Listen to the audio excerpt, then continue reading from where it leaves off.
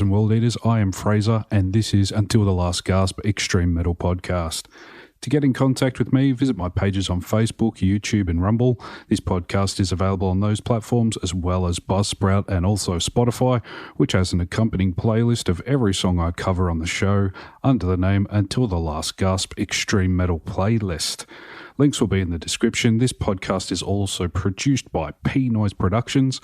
If you have any audio needs, any production, or just any work on your own podcast that you need doing, contact pnoiseproductions@gmail.com.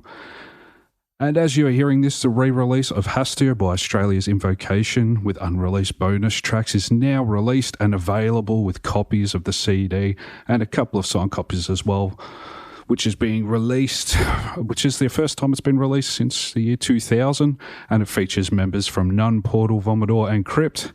It is currently streaming on my YouTube channel as well as in its entirety on Spotify, so check that out and don't wait too long if you're after a physical copy, because I only have around 20 of those left. But to get back on topic for today, I am returning to preaching to the converted and extolling the virtues and also singing the praises of a band that we all know and love. But this time I've selected one entire album just to heap a metric fuckload of praise onto. And for my money, the record for Bolt Thrower's discography that stands as monolithically heads and shoulders above anything else has to be Bolt Thrower's 1989 release Realm of Chaos, Slaves to Darkness. This is probably the undisputed king of teeth-rattling death metal for me.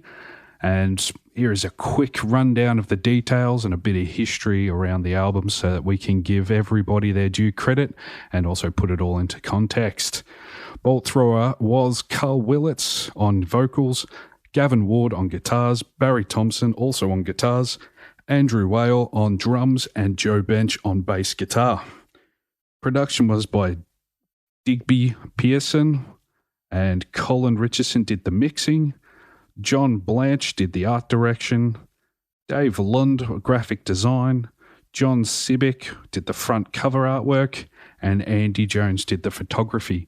It was released on the 28th of October 1989, and has 11 tracks that run for a total of 34 minutes and 20 seconds. Those track listing is as follows. Number 1 was the intro, number 2, Eternal War, number 3, Through the Eye of Terror, number 4, Dark Millennium, number 5, All That Remains, number 6, Lost Souls Domain, number 7, Plague Bearer, number 8, World Eater, number 9, Drowned in Torment, number 10, Realm of Chaos, and number 11 was the outro.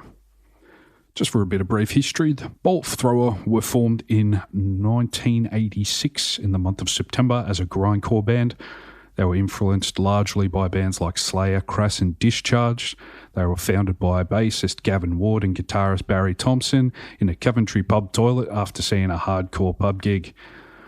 For their debut record, they signed with Vinyl Solutions for a one-album deal, and just before the recording of their first full-length album, they replaced their singer with their driver, Carl Willits. Their debut LP was called In Battle There Is No Law, and it ran for only half an hour, but it was so primitive and raw, it was often categorized as grindcore. They were not satisfied with the deal they had with Vinyl Solution, as it was a pure hardcore label at the time, and the label did really very little to promote their album, which was a blend of death metal and hardcore punk. So after that album, Bolt Thrower decided to leave Vinyl Solution and they signed to Earache Records. Earache Records had also signed many other death metal bands around that time, including Carcass and Napalm Death. For their artwork on their second album, it was created by John Sibic under contract by Games Workshop for the Warhammer 40k rulebook that was released in 1987. After Games Workshop had heard the recording of the songs for Bolt Thrower's second Peel session, which was recorded on November the 6th, 1988, they offered to supply the artwork for Bolt Thrower's album. An offer the band quickly accepted. The record was released in 1989 titled Realm of Chaos, Slaves to Darkness, after the 1988 book of the same name published by Games Workshop. Most of the lyrics to the songs were influenced by the game, but not merely because the deal of Games Workshop. Carl, Andy and Gavin were very much into the game from Games Workshop that they'd produced, And they wrote a couple of songs about these games, including Plague Bearer, World Eater, and a few other ones. After the recording of Realm of Chaos, they went on the Grind Crusher tour with label mates Napalm Death, Carcass, and Morbid Angel. Another quick note that in 2005, a reissue of the album was done by Earache, featuring new artwork by the original artist, John Sibic, due to the Games Workshop no longer allowing them the use of their original artwork and hitting Earache Records with a cease and desist and a copyright infringement claim. Digby from Earache stated the following details about the issue. John Sibic drew the original artwork under commission by Games Workshop. Back in the 80s, the original edition of the company's biggest fantasy war game, Warhammer 40k, had this adorning their artwork box cover. Everything about it is copyrighted to the hilt, right up to the design of the weapons and even the logos on the clothing of the Space Marines fighting in the picture. We obtained the rights to use this after an exceedingly friendly meeting with the managing director, Brian Ansell of Games Workshop, and Andy Jones, the general manager. The company was small but growing fast at the time, and being based in Nottingham's Lace Market area, it was a short walk from our office. The guys saw a sense in reaching out to the rock and metal market, which Earache and Bolt Thrower offered by using their art on an actual release. And a deal was struck. It was a one-page contract on a bit of paper saying that we had the rights to use it, and it lasted 13 years. By the time of 2002 or so, the Games Workshop company had become a global billion-dollar corporate behemoth. When we asked for a renewal for the artwork rights, it suddenly dawned on us that this was not the same local company we met with 13 years beforehand. We had been hit with a barrage of legal letters, cease and desist, and copyright infringement claims. It was as if the company, in its new corporate form, had never heard of us, accusing us of theft of their highly prized copyrighted art. We avoided all contact with GW after that. End quote. The band has also advised fans not to buy the reissue that was done after this with the new artwork, as they have not been involved and will not get royalties. So, let's get stuck into the music and take a journey through the war-ravaged hellscapes of Bolt Thrower's Realm of Chaos, Slaves to Darkness.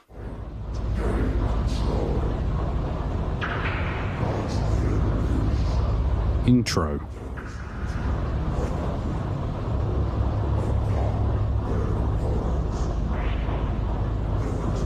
On countless worlds the earth shakes, as the force of chaos strive to gain control.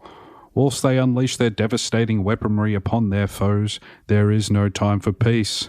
Only the eternal war. This is the message that is delivered with reverb-saturated gruff vocals run over it, the sound of marching and machines entwined with the echoes of cannon fire, which grows louder to set the tone of the oncoming onslaught, effective and dark, as you brace for impact. Eternal War.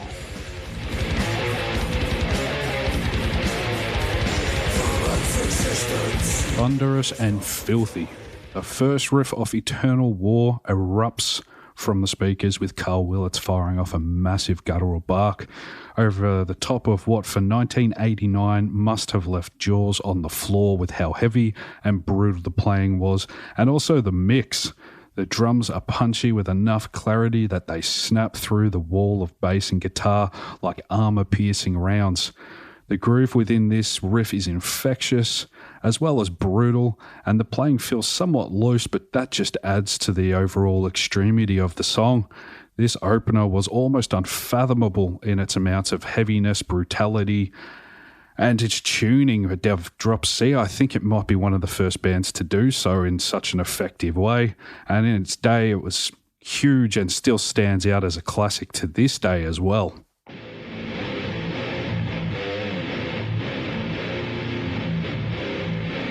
Through the Eye of Terror.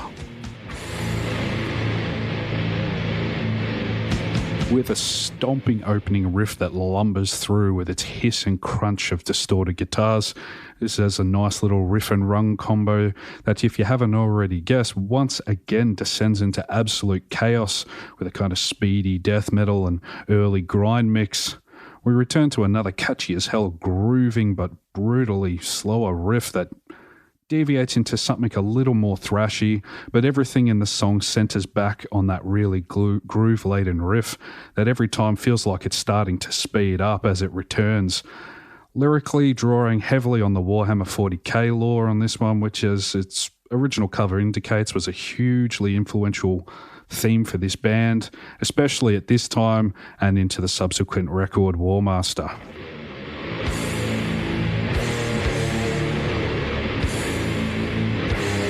Dark Millennium. This one has a great doom-laden intro that jumps quickly into some more thrashing death style. It really is weaved well, going back and forth with another one of those seamlessly blended bomb blast sections. And this is really what they do effectively well on this record. It's a formula that they pretty much work throughout this. And, there's no need to stop with something that's working this well. This song is over very quickly, and lyrically it's a warning of the outcome from senseless wars that will destroy the world and leave mankind in a world of misery and ruin.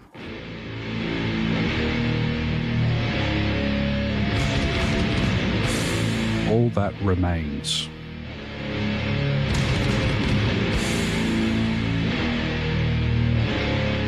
No song really on this album holds as much in its roots for doom as it does on the intro to this song. It is massive and it pounds through your speakers. This song is the slowest on the album, I would dare say, but it has that right hand chunk just loaded up in the verses and it makes it one heavy bastard. We have a few of those time changes that we kind of expect from the formula that I was talking about on the previous song, but this time they really hold up that more thrashy speed metal sound. And I mean, if you've dropped it on its ass as much as you have when it's tuned to C, it just makes everything ridiculously massive, and you can't really fault that. Lyrically, it picks up from Dark Millennium's lyrics and really zeroes in on the solitary person left alone in a world of dead bodies and mangled landscapes. Just good old wholesome death and destruction getting churned out on this one.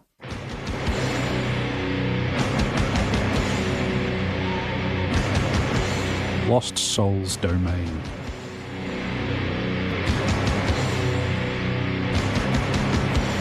Tempo jumps back up on this one, which is leaning heavily into the brutality of its bomb blast once again. It's really just a way to drive this monster of an album forward. This one is a competent and enjoyable run through a lot of the same elements that we've had from the previous songs, but that's no detriment as the riffs are always of quality and they're crunchy as hell.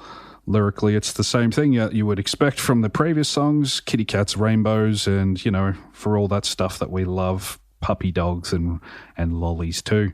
But seriously, we all know what this is about. War, death, misery, and they let it ride on this one once again.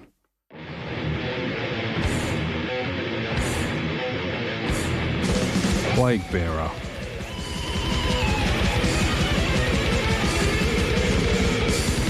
Remember their old formula of the old, slow, faithful riff that builds into the litter rip riffs full of chaos artillery and machine gun fire? Well, what if they inverted that? That'll show you, won't it? That'll show us all. But this one really moving it to cycle through its elements more than being overly progressive in its creativity. It holds the line, really, and doesn't deviate from its elements too much outside its original structure for the rest of the songs. Some might see that as a flaw, but you'd be wrong for this. As a concept album, it doesn't really need to be a musical journey of rolling hills and meadows. Sometimes it's just good to feel that anchoring sound of being pinned down by machine gun fire or having your limb trapped beneath crumbled concrete walls as tanks roll towards you. In a concept way, of course.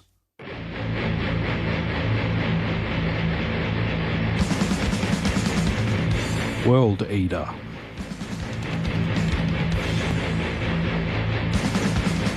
This one is just another great headbanger of a song, and it just has all of its groove and punch in place so that it doesn't disappoint. The riff has a great tempo increase that flies off the handle on the change with some wild lead guitar widdly woos and bends, and really no melody at all to speak of, which is what you want from your death metal. That's the shit right there. One of the stand-up songs for this record for sure, and it's a continual assault on the ears that just has all of its elements in place. Like I said before, these tempos kind of keep creeping up on you, and they keep feeling like it's like, I don't know, it feels it's in the room the way that they recorded it.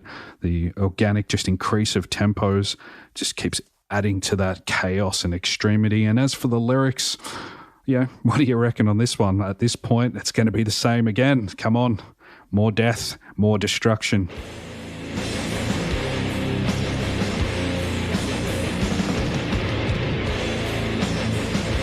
Drowned in Torment.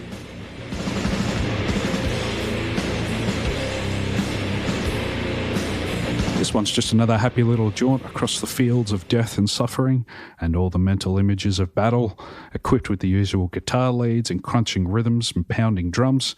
There's some really cool riffs on this one here that has that kind of dragging across the neck mixed with some brutal down-picked rhythms. The tempos change here again as they let this motherfucker really rip. Nothing here changes its stripes. It just has it right in the pocket of all they've been putting out and punching through with, and it delivers it in spades again here too. Another great song.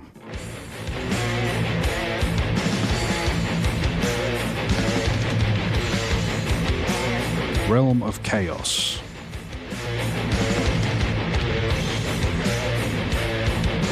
Being that the title track is this far into the album, you might be forgiven for thinking that this one's not got the chops and has been relegated to the back end of the album.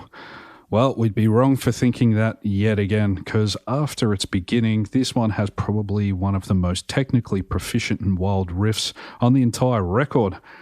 As for the rest of it, it's not a lot more different. Not much more to tell at this point than what we've had from the previous elements for the record. This is just a really musically consistent and catchy son of a bitch from start to finish, and you're going to either have that as your thing in a personal taste. You'll either love it or you won't, but if you've listened this far into this record, you'll know it's got its hooks into you, and you've got a classic here. You got to know it when you hear it.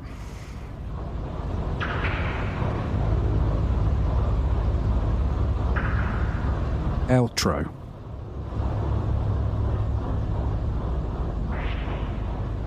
Bit cheeky here to play your intro once again as your outro, just removing the vocals and call it another track, but hey, it bookends what was really just a great album, and at that point that's all it needs to do. It's not sticking around too long.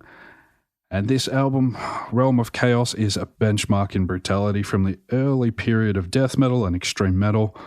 One of the best in their catalogue too for Bolt Thrower, which is saying a lot really, because I mean this discography is almost peerless. I guess you could say that people debate whether this one, Warmaster, or the Fourth Crusade is the best album in there, and I guess it's tomato at this point, because I mean for my taste, this one with its raw power, it's kind of loose at times, but that just adds to the chaos, and it feels real and visceral. There's no real tricks or bullshit on this one. It's just all about the riff. There's an energy to this recording too, which is just so potent that when it gets into you, you'll be sure to come back for more. But, that's really all I can say for this record at this time. Spin it again. Go back to the world of war and death in the realm of chaos. Thanks for listening to my episode about one of my favourite death metal albums and bands. I hope you enjoyed it. Sorry it's so short this week. I've just been really strapped for time, having Valentine's Day, birthdays, and all kinds of things rolled into one. I'm going to keep making episodes on a bi-weekly basis from the future, because I just, between working 9 to 5, family commitments on weekends, and everything that I'm trying to accomplish, doing record labels, things like that. It's just really needing to make a bit more of a balance and not neglect all the other elements and facets of my own life, as well as what I'm trying to accomplish. So I'm going to try and keep that with a bit more healthy balance, which I kind of need for now. So I hope you all understand that. I am going to be trying to get a few more interviews on the channel as well.